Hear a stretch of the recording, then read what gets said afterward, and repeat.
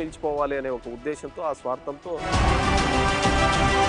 ఈ ఫ్యాక్షన్ గొడవలో నాన్నగారిని కోల్పోయిన పరిస్థితుల నేపథ్యంలో మీరు కంప్లీట్ ఆ ఫ్యాక్షనిజానికి దూరంగా ఉన్నారా? వాళ్ళు బాంబులు వేసుకునే వాళ్ళు, రాళ్ళు వేసుకునే వాళ్ళు, మేము ఆ మధ్యలో కూడా సైకిళ్ళలో పోయేవాళ్ళం. ఈసారి మళ్ళీ గెలిచి మళ్ళీ అసెంబ్లీలోకి వెళ్ళి అధ్యక్ష అని అనగలుగుతానన్న కాన్ఫిడెన్స్ ఉందా మీకు? నీళ్లు పారిచ్చేవాడు కావాలా, రక్తం పారిచ్చేవాడు కావాలా?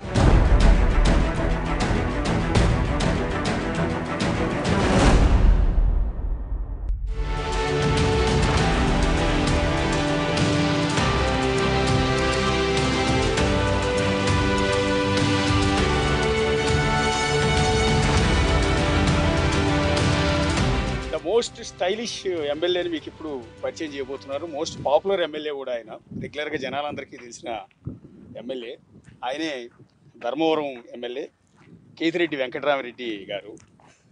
సో నేను యాక్చువల్లీ మీకు చాలామంది ఫ్యాన్స్ ఉన్నారండి ఆంధ్ర తెలంగాణలో.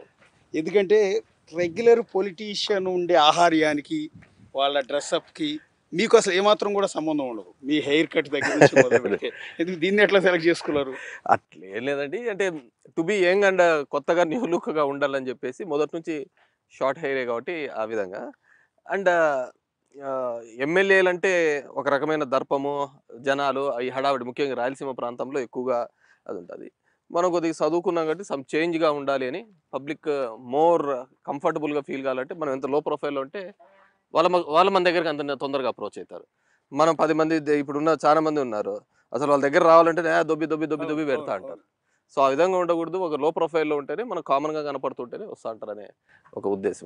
అంటే common young man, common young man చూసిన ఫీలింగ్ వస్తుంది. అంటే ఇంట్లో వ్యక్తిని చూసిన ఫీలింగ్ వస్తుంది.